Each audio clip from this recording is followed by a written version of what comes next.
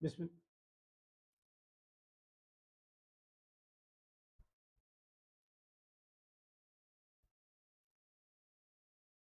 बिस्मिल्लाहिर्रहमानिर्रहीम। अस्सलाम वालेकुम डियर स्टूडेंट्स।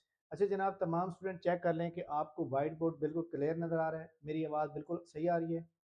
अगर कोई इशू है तो आप यहाँ पे चैट में बता सकते हैं। जी जनाब, आज जो है हमारी एकेडमी का ये फ्री सेमिनार है और ये हमारा बैच नंबर जनाब 4 है। पहले हमारे 3 बैच हो चुके हैं और ये बैच नंबर 4 है।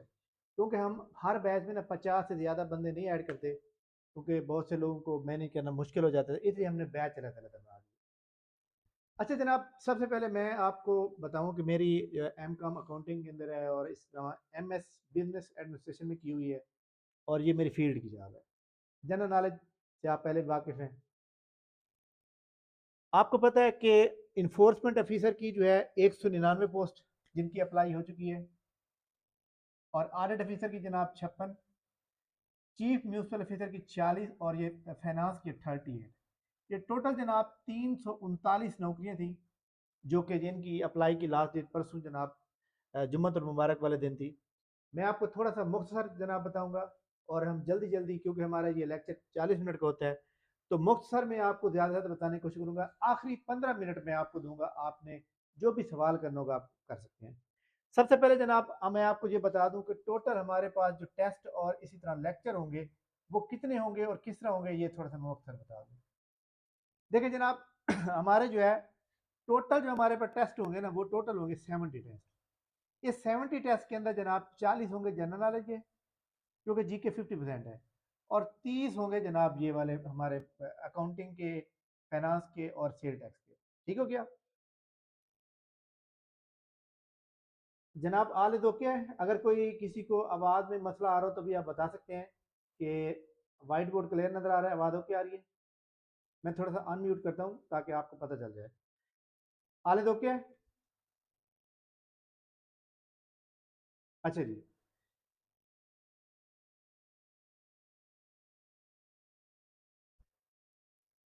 जी जनाब, आगे चलते हैं। हमारे सामने जनाब जितने भी लोग ऑनलाइन मौजूद हैं, आपका कोई भी सवाल होगा हम इंशाल्लाह आखिरी 15 मिनट में आपको जवाब देंगे। अच्छा जी, जनरल नॉलेज के जो इम्तियाज शायद के मॉडल पेपर है 107 एडिशन जो नया आया हुआ है, उसके जनाब 217 मॉडल पेपर हैं। 217 मॉडल पेपर के तमाम के हम पीडीएफ बना के आपको भेजेंगे और डेली टेस्ट लेंगे 6-6 मॉडल पेपर का। इसका शेड्यूल भी ग्रुप में मैं भेजूंगा सेमिनार के बाद। इसके 40 टेस्ट में इंशाल्लाह ताला ये खत्म हो जाएगी किताब। अकाउंटिंग के जनाब हम 25 लेक्चर देंगे और 10 टेस्ट होंगे। फाइनेंस के 10 लेक्चर होंगे और 6 टेस्ट होंगे। लेक्चर की अलग पीडीएफ मिलेगी, टेस्ट के लिए अलग पीडीएफ मिलेगी। ये पीडीएफ एमसीक्यू के अंदर होगी और ये सब्जेक्टिव में होगी। इसी तरह ये फाइनेंस के 10 लेक्चर होंगे, इसकी पीडीएफ होगी। 6 लेक्चर टेस्ट होंगे तो इसकी पीडीएफ होगी एमसीक्यू में। ठीक हो गया? इसी तरह सेल टैक्स एक्ट 2012, 10 लेक्चर होंगे प्लस पीडीएफ, और 3 लेक्चर होंगे, 3 टेस्ट होंगे और प्लस पीडीएफ एमसीक्यू के अंदर। तो ये थोड़ा सा मैंने आपको तारफ कराया। आप लोगों को पता है कि जनाब इसके अंदर जो है एकेडमिक मार्क्स नहीं है, यानी कि आपके चाहे आपने गोल्ड मेडल ही क्यों नहीं है, आपके नंबर कौन नहीं है। आपका जो मेरिट बनेगा वो कैसे बनेगा? आपका जनाब मेरिट बनेगा इन टेस्ट, टेस्ट प्लस इंटरव्यू, बस ओनली। अब इंटरव्यू में आपके जनाब नंबर है, टेस्ट में आपके नंबर 70 आ गए हैं, इंटरव्यू में भी आपको ज्यादा मिलेंगे। अगर टेस्ट में आपका नंबर कम है तो इंटरव्यू में भी कम मिलेंगे। जिस बंदे के टेस्ट में ज्यादा नंबर आएंगे उसका इंटरव्यू आसान होता है, क्योंकि उसका मेरिट में पहुंचने के लिए इंटरव्यू उसका आसान कर दिया जाता है कि भाई ये बंदा थोड़ा तैयार होकर आया। ठीक है? आप अगर आपके नंबर यहाँ भी 70 आ जाए तो 140 नंबर, 140 फिर एग्रीगेट बनेगा जनाब, और एक सीट के ऊपर जो है 5 बंदे शॉर्ट लिस्टेड होंगे डायरेक्ट इंटरव्यू। डायरेक्ट इंटरव्यू, और इसके ऊपर जो है मैंने वीडियो बना दी थी कल के जनाब, इसका एक्सपेक्टेड मेरिट कितना जाएगा। अगर किसी को ना मिली हो तो जनाब लेक्चर के बाद आप मुझे बता सकते हैं। मेरिट इस तरह कैलकुलेट हो जाएगा। अब आपका जो टारगेट होना चाहिए ना, आपका टारगेट ये होना चाहिए कि आपने टेस्ट के अंदर जो है 70 प्लस मार्क्स लेने। कितने? 70 प्लस। अगर आपके 70 प्लस मार्क्स आ जाते हैं ना तो आपकी 100% रिकमेंडेशन हो गई। ठीक है? अगर आपको कोई साइकोलॉजिकल कोई मसला नहीं है तो जनाब आप जो है ये क्लियर हो जाएंगे। ठीक हो गया? अब हम आपको कैसे पढ़ाएंगे? लेक्चर जितने भी होंगे हमारी एकेडमी के साथ, जितने भी लोग पढ़ रहे होते हैं ना, तकरीबन 70% लोग ऐसे होते हैं जो नौकरी पेशा होते हैं, कोई बैंक में जॉब कर रहे हैं, पुलिस में जॉब कर रहे हैं, कोई जनाब एडवोकेट है, तो लिहाजा हम आपको लेक्चर की देंगे रिकॉर्डिंग। एक लेक्चर आएगा, उसकी पीडीएफ भी साथ होगी, उसी का लेक्चर होगा। जब आप मर्जी चाहे उसको देख सकते हैं, जब मर्जी चाहे उसके आप नोट्स बना सकते हैं। अकाउंटिंग का आप अलहदा रजिस्टर लेंगे, नोट्स बनाएंगे। फाइनेंस का अलहदा रजिस्टर लेंगे, नोट्स बनाएंगे। सेल टैक्स का अलहदा रजिस्टर लेंगे और नोट्स बनाएंगे। क्यों? क्योंकि ये चीज़ आपको इंटरव्यू में भी काम देगी। अगर आपने इस तरह तैयारी की तो फिर आपके इंटरव्यू में भी काम आएगा। ठीक है। और इसके साथ जो है आपको ऑडिट, ऑडिट, पब्लिक एडमिनिस्ट्रेशन और मैनेजमेंट, ये जो हमारे पास एक्स्ट्रा ये वाली पोस्ट है सीएमओ की, इसके के लिए हम ये वाले आपको नोट्स प्रोवाइड करेंगे। ये जस्ट आपने तैयार कर लेने हैं, ये एमसीक्यूज में। ठीक हो गया। अच्छा जनाब, ये बहुत इंपॉर्टेंट है कि अगर आप जो है इन्फोर्समेंट ऑफिसर बनना चाहते हैं या ऑडिट ऑफिसर जो भी बनना चाहते हैं, ये आपकी नसीब की बात है। हो सकता है आपका मेरिट इसमें बन जाए, इधर ना बने। हो सकता है आपका मेरिट यहाँ बन जाए, यहाँ ना बने।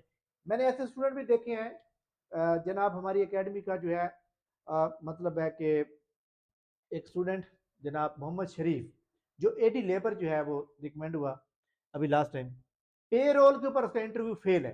पे रोल के ऊपर, प्रोबेशन ऑफिसर के ऊपर उसका इंटरव्यू फेल है, लेकिन एडी लेबर में 36 में वो आ गया और इसका मेरिट है तकरीबन कोई 17-18 के करीब। तो कहने का मतलब यह है कि जनाब ज़रूरी नहीं होता कि एक इंटरव्यू आपको फेल हो जाए, दूसरा इंटरव्यू में पास भी हो जाए, रिकमेंड भी हो जाए। तो लिहाजा जिस बंदे ने चारों जगह अप्लाई किया उसने बिल्कुल अच्छा किया। ठीक है। तो ये बात होगी क्लियर।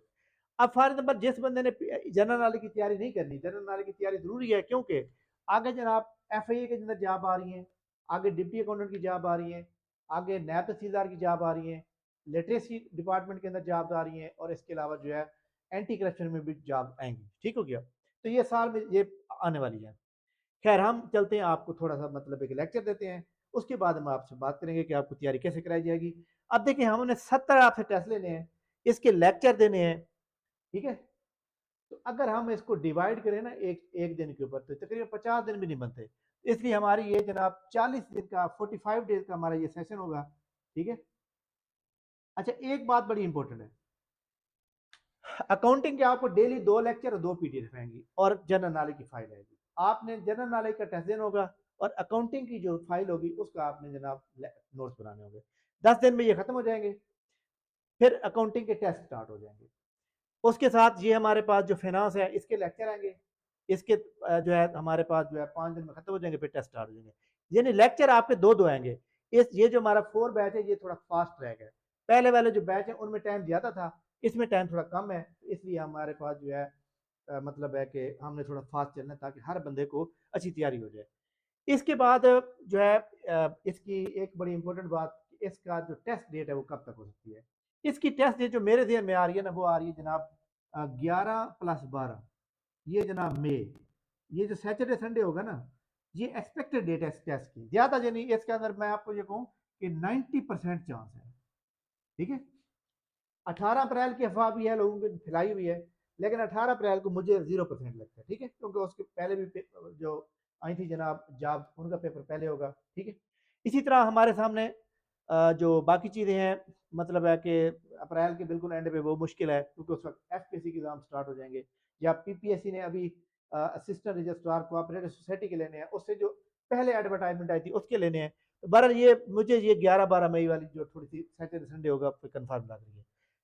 क्लियर होगी बात। अब मैं थोड़ा सा चलता हूँ जनाब कि सबसे पहले हम थोड़ा सा एक लेक्चर देते हैं ताकि आप थोड़ा सा अपने आप को मुतमैन भी करें। और इसके अलावा जितने भी स्टूडेंट मौजूद हैं, जनाब जितने भी आप स्टूडेंट मौजूद हैं, आपने हमारी एकेडमी का पेज स्पेस जी के एकेडमी फेसबुक पेज, वहाँ पे आपने फ़ोटो और रील चेक करनी है जहाँ पे हमारे एकेडमी के जो स्टूडेंट हैं सेलेक्ट हुए। अच्छा जनाब, मैं आपको अक्सर जो है आपने देखा होगा कि पाकिस्तान और ईरान के सॉरी ईरान, इसराइल और अमेरिका की जंग चल रही है। तो पाकिस्तान के अंदर जो है तेल की प्राइसेस कहीं से कहीं जा रही है, क्यों जा रही है, क्या वजह है? तो स्ट्रेट ऑफ हार्मूज के बारे में आपने पढ़ा होगा। स्ट्रेट ऑफ हार्मूज के बारे में थोड़ा सा समझने की कोशिश करते हैं कि ये स्ट्रेट ऑफ हार्मूज है क्या चीज़। ठीक है। स्ट्रेट ऑफ हार्मूज का नक्शा क्या है। ठीक है। ताकि हमें जो है, जो हम लोग पढ़ रहे होते हैं तो हमें पता तो हो जनाब स्ट्रेट ऑफ हार्मूज जो है ये क्या चीज़ है। देखिए जी, हमारे सामने स्टेट ऑफ हार्मूज जो है ना, आपने हमारे पास जो है, जैसे हमारा पाकिस्तान है ना, हमारा नक्शा क्या है, ऐसे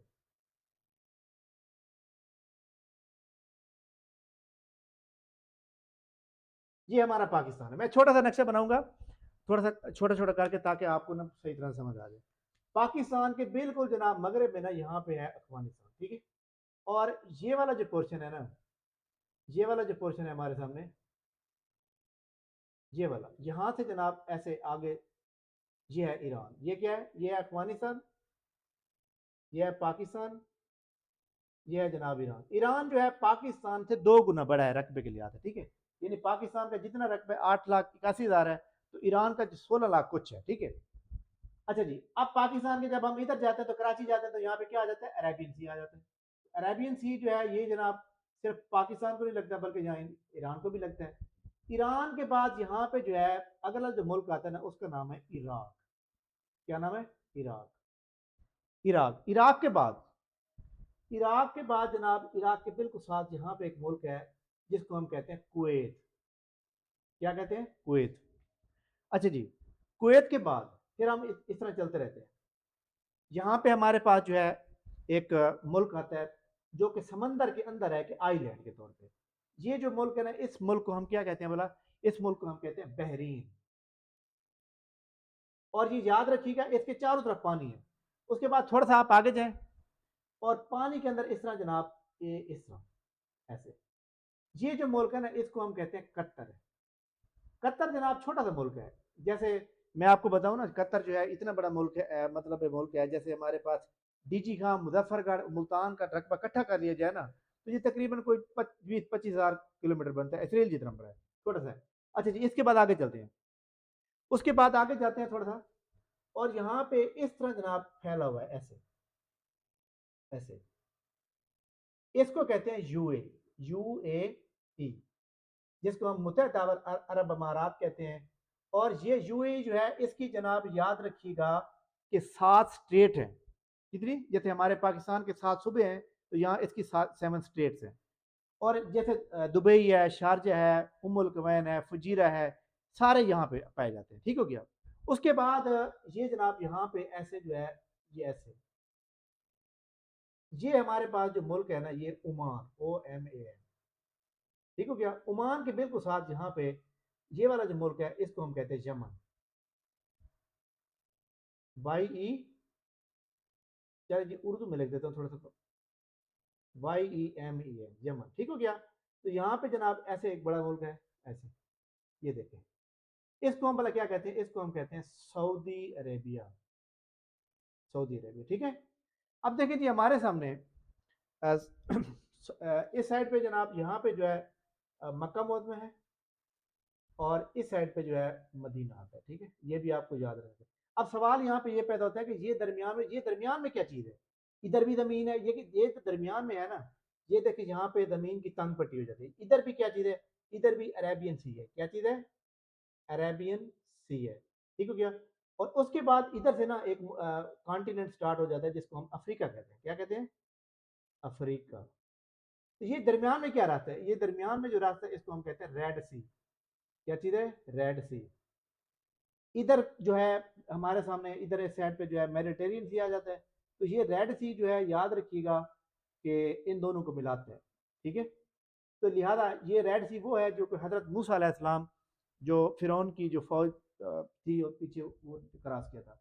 अब ये जो जगह है ना, ये तंग पट्टी है, यहाँ पर मुल्क है, ये देखिए तंग पट्टी है। स्ट्रेट कहते हैं पानी की तंग पट्टी। क्यों, इधर बड़ी है, यहाँ पे आप देखिए थोड़ा सा मुंह बन गया। इस जगह को भला क्या कहते हैं, ये वाली जगह क्या है, पानी की तंग पट्टी हो। पहले ये देखिए, मैं आपको बताता हूँ। ये जनाब पानी चल रहा है, ये भी पानी चल रहा है, ठीक है, आगे जा रहा है, इधर भी जा रहा है, ठीक है। ये देखिए, इसको स्ट्रेट ऑफ हार्ट, इसको कहते हैं स्ट्रेट, इसको क्या कहते हैं, स्ट्रेट। ये पानी है, उसके बाद मजीद पानी इसमें दाखिल होता है, बंद हो जाता है, लेकिन इसका जो छोटा जो मुंह है ना, वो बहुत छोटा सा है। इसको स्ट्रेट कहते हैं। अब ये जो स्ट्रेट बनती है ना, इसको भला क्या कहते हैं, इसको कहते हैं जनाब स्ट्रेट ऑफ हार्मूज, या उर्दू में अबनाए हार्मूज भी कहते हैं, ठीक है, हार्मूज। अब क्या है जनाब, दुनिया के जो अरब ममालिक हैं, अमेरिका इनके साथ क्यों दोस्ती लगाता है। अमेरिका की हर उसके मुल्क के साथ दोस्ती है या कब्जा है जहाँ पे रिसोर्सेज है। इस मुल्क के पास बड़ा तेल है, इधर बड़ा तेल है, यहाँ बड़ा तेल है, यहाँ पे गैस, तेल, सऊदी अरब के पास भी है। लेकिन सबसे ज्यादा जो पाई जाती है वो इस जगह पाई जाती है, ठीक है। और इसलिए अमेरिका के हर जगह अड्डे हैं, ठीक है। अब जो भी दुनिया का मतलब है, आपको पता है कि जैसे हमारे मुल्क में भी तेल आता है तो पूरी दुनिया में जाता है, तो हर जगह तो ये रिसोर्सेज नहीं है। तो जो शिप आते हैं वो इधर से जनाब अपना आयल लेंगे और यहाँ से गुजरेंगे। अब ईरान ने ये कर दिया बंद, और ये कितनी है, ये है 35 किलोमीटर। 35 किलोमीटर की ईरान ने बंद कर दी है। ईरान ने यहाँ पे जनाब बारूदी सुरंगें लगा रखी हैं, जो भी आता है उसको बेदास उड़ा देता है, ठीक है। और यहाँ पे कब्जा करना एक आसान काम नहीं है, ठीक हो गया। तो लिहाजा यहाँ पे आलमोस्ट तकरीबन 600 से 600 प्लस में जो है बैरी जहाज जो कुछ मतलब लोड खड़े हुए हैं वो यहाँ पे रुके हुए हैं, ठीक है। कुछ मुल्कों को आने दे रहे हैं, जैसे पाकिस्तान को आने दे रहे हैं, ठीक है। तो इस जगह को भला हम क्या कहते हैं, ये वाली जो जगह है इस जगह को कहते हैं खलीज फारिस, या उर्दू में हम इंग्लिश में हम क्या कहते हैं, Persian gulf. Persian gulf, gulf का मतलब होता है खलीज, खलीज पर्शियन का मतलब होता है फारस, खलीज फारस। और ये ओमान है तो इस साइड पे भी थोड़ी सी मतलब बनती है, तो इसको हम कहते हैं gulf of Oman, gulf of Oman. Actually gulf of Oman क्यों कहते हैं, क्योंकि इस स्टेट ऑफ हार्मूज के ऊपर ना दो मुल्क का कब्जा है, एक ओमान का है और एक ईरान का है। आधा उसकी तरफ जाता है, लेकिन ज्यादातर कब्जा जो है इसका है। पूरी दुनिया का 20% जो आयल है, 20% जो आयल है वो जनाब इससे गुजरता है। इस वजह से आप देखें पाकिस्तान तो यहाँ से लेता है, सऊदी अरब से लेता है, कुवैत से लेता है, यहाँ से लेता है, जहाँ से अमेरिका उनको अलाउ करता है। अमेरिका क्योंकि वाइल्ड ऑर्डर रखता है, और अमेरिका जिसको ऑर्डर देता है जो आप कर सकते हैं या नहीं कर सकते तो वो वही करना पड़ता है, ठीक हो गया। तो स्टेट ऑफ हार्मूज ये प्रॉब्लम है, इसलिए यहाँ पे अमेरिका जगह, यहाँ पे जनाब एक है इस जगह पे आइलैंड है, और आइलैंड में जनाब 90% जो है आइल है। आई थिंक वाख लैंड है, ये इस तरह का नाम है, मेरे ध्यान से उतर गया, इसका ईरान का, ठीक है। अब वो जमीनी फौज उतारना चाहता है, क्यों करता है, ईरान के ऊपर क्यों जंग हो रही है, ईरान के ऊपर जंग इसलिए नहीं हो रही कि जनाब वो एटम बम रखें। जी एक्चुअली जो है, जैसे उन्होंने, आपको पता है कि वेनेजुएला का जो सदर था दिन दिहाड़े उठा लिया था, सोया हुआ था कमरे में, कपड़े भी नहीं पहनने दिए। तो ये भी यहाँ पे भी यही चाह रहा है, बदमाशी गुंडागर्दी। तो लेकिन ईरान क्योंकि आपको पता है पाकिस्तान से 2 गुना बड़ा है, और ईरान के अंदर सबसे ज्यादा पहाड़ है। और जो ये जो मिसाइल सिस्टम होता है या ये सिस्टम होता है ना, ये हमेशा याद रखिएगा जमीन के अंदर होता है, इतना आसानी से कोई नहीं इसको खत्म कर सकता, ठीक है। तो लिहाजा इसलिए ईरान जो है काबू है। तो लिहाजा ये जनाब ये इशू है गल्फ ऑफ ओमान का, जो मैंने आपको थोड़ा सा पढ़ाया है, जो आपको समझाया है, ठीक है। तो ये अरेबियन सी है, गल्फ ऑफ ओमान है, और ये इशू क्लियर होगी बात। अच्छा जी आगे चलते हैं। अभी मैं आपको लास्ट जो हमारे पास जनाब वो होंगे 15 मिनट, वो आपको जनाब मैं आपको बताऊंगा, आपने मतलब है कि अपने सवालों के जवाब करने, ठीक हो गया, क्लियर हो गया। आगे चलते हैं। अकाउंटिंग जनाब हम पढ़ रहे हैं, अकाउंटिंग के अंदर जो है ना एक चीज है बड़ी इंपॉर्टेंट, एक सवाल बल्कि आएगा, अगर अकाउंटिंग किसी को नहीं भी आती ना कोई बात नहीं है। अकाउंटिंग के अंदर ना एक चीज आपने याद रखनी है, CLEAR, क्या बन गया, क्लियर, क्लियर। अकाउंटिंग की टर्मिनोलॉजीज के अंदर हमारे सामने जनाब याद रखिएगा, जब भी हम अकाउंटिंग पढ़ेंगे तो उसमें एक जिक्र आता है कैपिटल का, एक लायबिलिटी का, ठीक है। एक जनाब हमारे पास जो है लायबिलिटी के बाद, उसके बाद एक्सपेंस का, ठीक है, एक्सपेंसेस का, उसके बाद जनाब एसेट्स का, उसके बाद जनाब रेवेन्यू का। अब वो ये कहेगा कि जनाब रेवेन्यू जब कम होता है या कैपिटल कम होता है तो कौन सा डेबिट होगा कौन सा क्रेडिट होगा। पहले तो आप जितने लोग जिन्होंने अकाउंटिंग नहीं पढ़ी हुई कोई बात नहीं, एंट्री कैसे होती है, जो चीज फॉर एग्जाम्पल आप अपने आप को ये समझें कि आप एक मालिक हैं जनाब, कंपनी के मालिक हैं, या आप अपने आप को एक कंपनी समझें या फैक्ट्री समझें, जो चीज आपके पास आएगी, जो इन होगी, जो कोई आपको दे दे जाएगा, यानी जो जिस चीज का आपकी तरफ इजाफा हो रहा है वो डेबिट होती है, और जो चीज आपसे जा रही है वो क्रेडिट होती है, ठीक हो गया। जैसे हमारे टीचर जो है फनी अंदाज में पढ़ाते थे कि जनाब सज्जा डेबिट ते खब्बा क्रेडिट, मतलब सज्जे हाथ से जो है हम ले लेते हैं और खब्बे हाथ से दे देते हैं, यानी दाएं और बाएं की बात करो, ठीक है। अब सवाल पेपर में क्या आ रहा है कि जनाब आप ये बताएं कि डेबिट क्या होगी इन तीन पांच में से, और क्रेडिट क्या होगी। देखें हमारे पास मैंने इन तीनों के नीचे लाइन लगा दी और इन दो के नीचे भी लाइन लगा दी, ठीक है। कैपिटल जनाब क्या है, कैपिटल हमारे पास जो है याद रखिएगा कैपिटल यहाँ पे ऐसे लिख दें, ठीक है, ये डेबिट लिखें और ये क्रेडिट लिखें। लेकिन डेबिट क्रेडिट कब होगा? डेबिट क्रेडिट कब होगा? जब इसके अंदर कमी होगी, कम होगा, और जब जनाब इजाफा होगा, ठीक है। और ये एसेट्स या ये हमारे पास ये दो चीजें हैं, ये वाली, ये तो दो चीजें हैं, ये भी ऐसे ही हैं जनाब, ये डेबिट और ये क्रेडिट। लेकिन ये कब होंगे डेबिट क्रेडिट? ये उसका उलट है। कैसे? एसेट ये जनाब हमारे पास जो है, ये इजाफा होगा तो डेबिट होंगे, और ये जनाब कमी होगी तो डेबिट होंगे। अब देखिए मैंने ये निशानी लगाई है ना, तो ये कैपिटल, लायबिलिटी, रेवेन्यू, जब कमी होगी तो डेबिट, जब बढ़ेंगे तो क्रेडिट। और ई ए आर, जब जनाब इजाफा होगा तो डेबिट, और जब कमी होगी तो क्रेडिट, ठीक है। यानी आप ये समझें कि ये जो ये वाली दो चीज़ें और इसके साथ ये वाली दो चीज़ें, ठीक है, तो ये वाली आप टर्मिनोलॉजी यूज कर सकते हैं। यानी आपको अकाउंटिंग अगर आपको नहीं भी आती ना, जो हमारे पास तकरीबन जो पिछले बैचेज है हमारे सामने, उसमें बहुत से लोग ऐसे हैं जो लायर हैं, लेकिन वो भी अभी मतलब प्रॉपर सेटिस्फाइड है कि सर हमें अकाउंटिंग आ गई है समझ, ठीक हो गया। आगे चलते हैं। आगे जनाब मैं डेप्रिसिएशन का एक फार्मूला बताना चाहता था। डेप्रिसिएशन जो होती है ना, permanent decrease in the value of fixed asset, जो टेंजिबल एसेट्स होते हैं जिनको आप छू सकते हैं। अब हर चीज जनाब कम हो रही है, बंदे की जिंदगी कम हो रही है, ये मैं पेन लेकर आया हूँ जनाब, ये खत्म हो रहा है, नथिंग। लेकिन हम कंपनी के पॉइंट ऑफ व्यू से हम क्या करेंगे, हम जनाब जो हमारी फैक्ट्री या कंपनी चल रही होती है ना, उसके अंदर जो एसेट्स हमारी अर्निंग कैपेसिटी के लिए हमें काम देते हैं, उसके अंदर जो कमी आ रही होती है ना, उसको हम मेजर करते हैं प्रॉपर, ताकि हमारे नफा सही बनूँ। फॉर एग्जाम्पल, आपने कंपनी के लिए ले लिए बस, भाई हमारे जो एम्प्लॉय दूर से आते हैं वहां से उठा के ले आएगी, हो जाएगी। कितने की आई ये चीज? फॉर एग्जाम्पल मैं कहता हूँ जी 1 करोड़ की आ गई है। 10 साल के बाद वो खत्म हो जाएगी। 10 साल के बाद आपने करोड़ रुपया यकदम लिखेंगे, करोड़ रुपये चला गया, नथिंग। आप ऐसे ऐसे उसकी लाइफ लिखेंगे, 10 साल है तो हर साल 10 लाख कम होती जाती है, और आप अपने प्रॉफिट से 10 लाख कम करते जाएंगे, ठीक हो गया। तो इसके अंदर जनाब जो हमारे पास मेथड होते हैं, स्ट्रेट लाइन मेथड होता है। स्ट्रेट लाइन मेथड को ओरिजिनल कास्ट मेथड या ओरिजिनल प्राइस मेथड भी कहते हैं। इसके बाद diminishing balance method, reducing balance method, decreasing balance method भी होता है, ठीक है। मोस्ट कॉमनली जो यूज होते हैं ना, ये दो होते हैं। अमेरिकन अप्रोच के मुताबिक जो है, ये ब्रिटिश अप्रोच के मुताबिक बता रहा हूँ, लेकिन अमेरिकन अप्रोच को हम पढ़ें उसमें डबल डिक्लाइनिंग है, सम ऑफ ईयर डिजिट है, यूनिट ऑफ प्रोडक्शन है, ट्रीटमेंट ऑफ डिप्लीशन है, और ट्रीटमेंट ऑफ अमार्टाइजेशन है, ठीक हो गया। तो ये चीजें बड़ी इंपॉर्टेंट है, आप उसको करते थे। खैर, डेप्रिसिएशन का जो एक फार्मूला है जनाब, स्ट्रेट लाइन मेथड, स्ट्रेट, ये स्ट्रेट लाइन मेथड, डेप्रिसिएशन का क्या फार्मूला? इसका फार्मूला ये होता है जनाब कि एसेट्स, एसेट की cost, asset cost less residual value divided by life, ये एक फार्मूला है। ये पेपर में सवाल आता है, वो कहते हैं जी आप ये बताएं कि एक एसेट की जो वैल्यू है वो 50,000 है, कितनी है? 50,000 है, ठीक हो गया जी।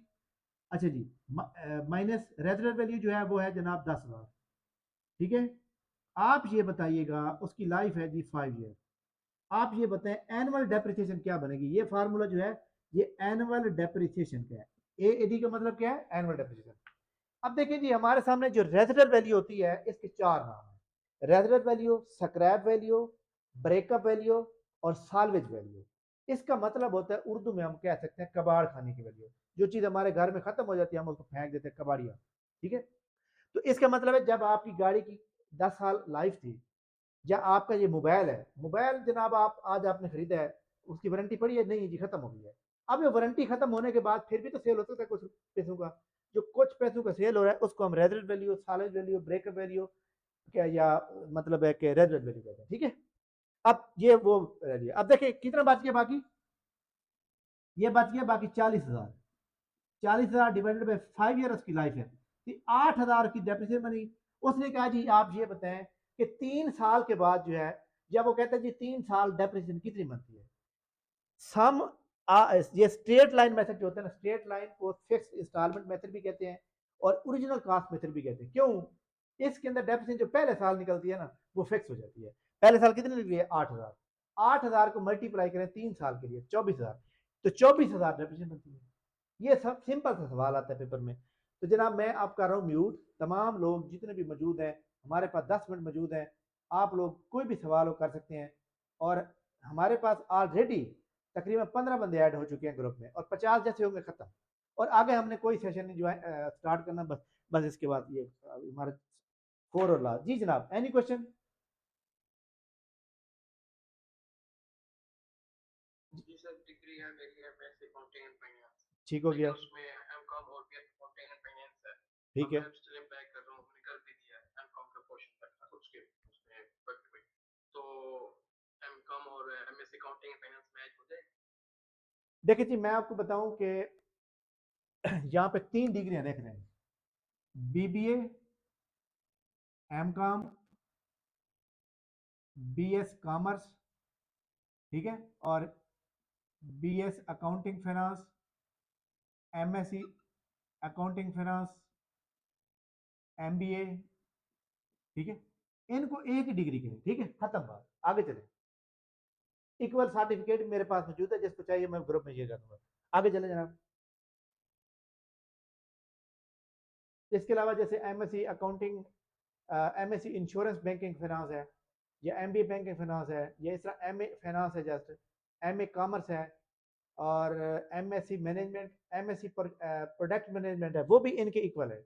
मैं आपको ना एक बात बता दूं, हमेशा 70% जिसके सब्जेक्ट मैच हो जाए, वो फॉर एग्जाम्पल 10 सब्जेक्ट मैंने भी पढ़े हैं, 10 सब्जेक्ट आपने भी पढ़े हैं, लेकिन आपके और मेरे 700 नंबर टैली हो रहे हैं, इक्वल डिग्री है, और आप अप्लाई कर सकते हैं। आगे चले जनाब, नेक्स्ट क्वेश्चन, एनी क्वेश्चन? जी जनाब, कोई सवाल किसी स्टूडेंट का अगर रहते बताएं। अस्सलाम वालेकुम। जी जी, वालेकुम अस्सलाम वालेकुम सर। वालेकुम।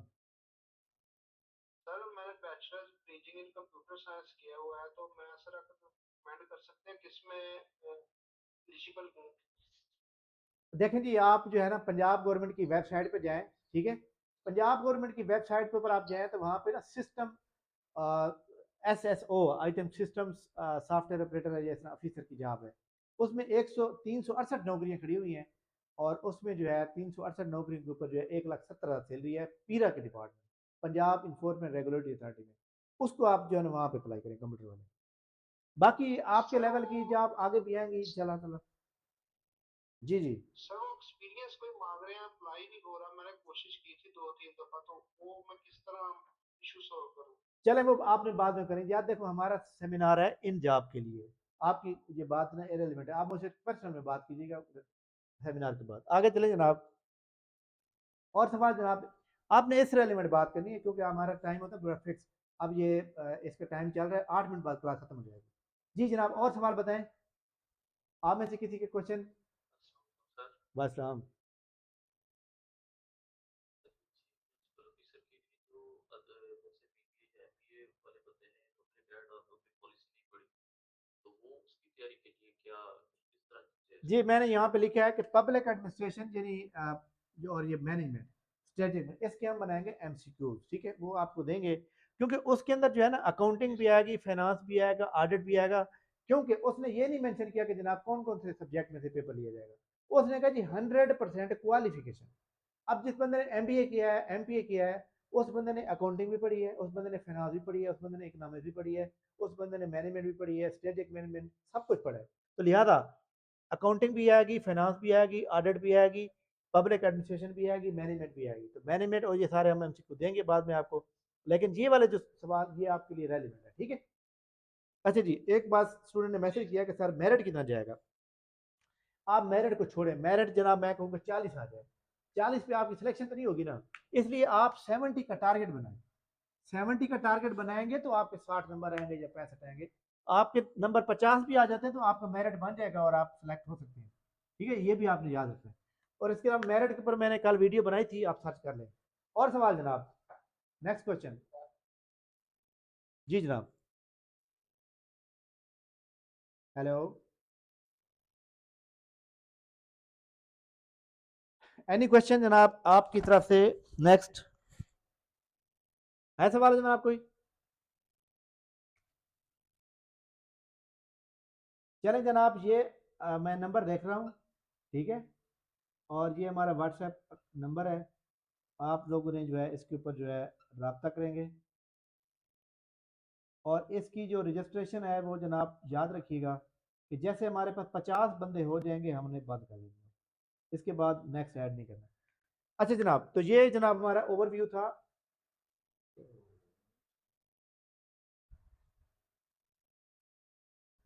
एनफोर्समेंट ऑफिसर लोकल गवर्नमेंट के पेपर सैटरडे संडे को होंगे या थोड़े से डिले हो जाएंगे हफ्ता दो हफ्ता, ताकि टाइम मिल जाएगा पब्लिक पुलिस पढ़ने में, पब्लिक एडमिनिस्ट्रेशन। नहीं नहीं, मैंने आपको जनाब यहाँ देखो मेरी बात सुने, मैंने यहाँ पे लिखा है कि ये देखें 11 और 12 मई को होंगे, 90% चांस है, ठीक है। पहले नहीं हो सकते, इतनी जल्दी नहीं होंगे। पीपीएससी के पास जो पहले ऐड आता है ना उसका वो पहले लेते हैं, ठीक है, इसकी आप टेंशन ना लें। सर कहने का मतलब ये है कि टाइम मिल जाए ना पंजाब रेवेन्यू अथॉरिटी में और लोकल गवर्नमेंट के जो पेपर्स हैं, एक महीना उसका आप तो फायदा होगा। एक महीना आपके पास पक्का है, एक महीना आपके पास पक्का है, ठीक है। एक महीना आपके पास मौजूद है, आप परेशान हो। सर क्या ये गलत पेपर हो जाएंगे, एक पेपर को मर्ज कर दिया जाएगा? नहीं नहीं, मैं बताता हूँ ना, जिसका सिलेबस सेम है वो मर्ज होगा, जिसका सिलेबस सेम नहीं है वो मर्ज नहीं होगा, ठीक है। अब देखें, इन्फोर्समेंट का सिलेबस अलग है। अब ये जो सिलेबस है ना ऑडिट ऑफिसर का और म्यूनसिपल फाइनेंस, ये दोनों सेम है, ये मर्ज होगा। इसका पेपर अलग होगा, इसका अलग होगा, इन दो का अलग होगा, ठीक है। आगे चलें, और पेपर हफ्ते एतवार को ही होगा, एतवार वाले दिन ज्यादा चांस है, ठीक है। अच्छा सर, जी जी जी जी। देखिए मैं आप मेरी बात सुने, अकाउंटिंग के आएंगे 20 एमसीक्यू, ठीक है, कितने 20 एमसीक्यू। फाइनेंस के आएंगे 15, 15 या 18, और इसके भी 15 या फिर 12-13, ठीक है। तो अकाउंटिंग बड़ी अहम है, लेकिन इन सबसे ज्यादा अहम जनरल नॉलेज है। और जनरल नॉलेज जहाँ पे जिसके अंदर सब्जेक्ट आता है ना, मतलब है, जैसे अकाउंटिंग फाइनेंस की आ गई है, तो उसका जनरल नॉलेज ईजी होता है, आसान होता है, इसलिए मॉडल पेपर सारे खत्म कर दें। मैं आपको ना एक बात बता दूं, लाइव बता रहा हूँ, लेक्चर रिकॉर्ड हो रहा है, इसकी रिकॉर्डिंग भी यूट्यूब पे आएगी।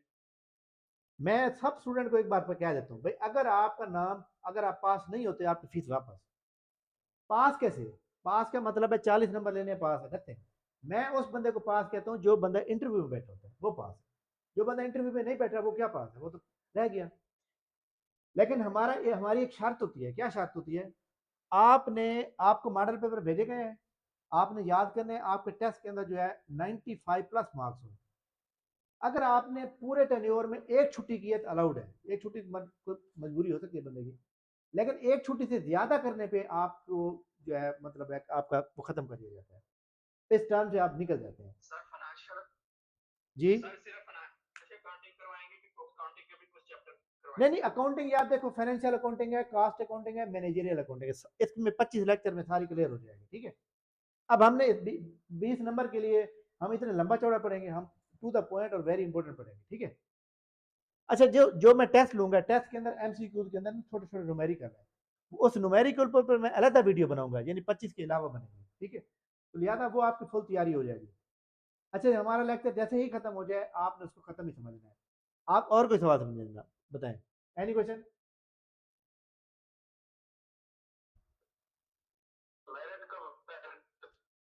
जी मैंने आपको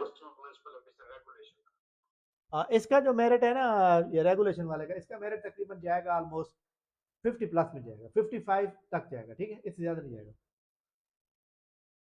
तो सर कहते हैं कोई और अनाउंस वगैरह भी लगते हैं, मैंने सुना है वर्क सेंटर विलेजेस। और नहीं नहीं, उसको छोड़ो यार, देखो मेरी बात सुनो, इसको छोड़ो।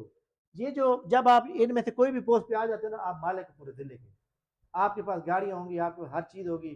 अब मैं यहाँ पे लाइव क्या क्या बताऊँ आपको, आगे चलें। जी जनाब, और कोई सवाल? सर जी एग्रीगेट फार्मूला बता दें जो मेरिट में कैलकुलेट होगा। मेरिट मैं कह रहा हूँ टेस्ट 100 नंबर का और इंटरव्यू 100 नंबर का, दोनों को मिला के। फॉर एग्जाम्पल टेस्ट में 70 नंबर लिए, इंटरव्यू 70 है तो 140, 140। अगले बंदे कितने हैं, तीसरे बंदे कितने हैं? टॉप 5, यानी 199 बंदा जो आएगा इंटरव्यू के लिए, टॉप 5 आ जाएंगे। 199 को 5 से मल्टीप्लाई करें, 995, 995 इंटरव्यू देगा, उसमें से जो टॉपर 99 होंगे वो सिलेक्ट हो जाएंगे, ठीक है। सर एक चीज मैं जी जी। अच्छा जनाब, हमारी जो है ये सेशन हमारा कंप्लीट होता है अल्हम्दुलिल्लाह, और हमारा ये फर्स्ट सेमिनार है, और ये हमारा बैच नंबर 4 है। पहले हमारे जो बैच 1 2 3 चल चुके हैं उसके अंदर कोई जगह नहीं है, ये बैच इसके अंदर बहुत ही कम स्टूडेंट ऑलरेडी ऐड हो चुके हैं, इसलिए तमाम स्टूडेंट जिन्होंने हमारे पास जनाब सेशन को ज्वाइन करना है वो फ़ौरन जो है अपनी रजिस्ट्रेशन करा लें। और रजिस्ट्रेशन जनाब बस जो है कल से प्रॉपर, बल्कि हमने ग्रुप के अंदर जो है ये जो कल टेस्ट होना है, यानी कल पहला टेस्ट भी होगा, लेक्चर भी आज रात को शेयर कर दिया जाएगा। थैंक यू वेरी मच, बहुत शुक्रिया। कोई भी क्वेश्चन हो आप डायरेक्टली जनाब ये नंबर दिए हुए इसके ऊपर रब्ता कर सकते हैं 0300 425 3270। थैंक यू वेरी मच, बहुत शुक्रिया, अल्लाह हाफिज़।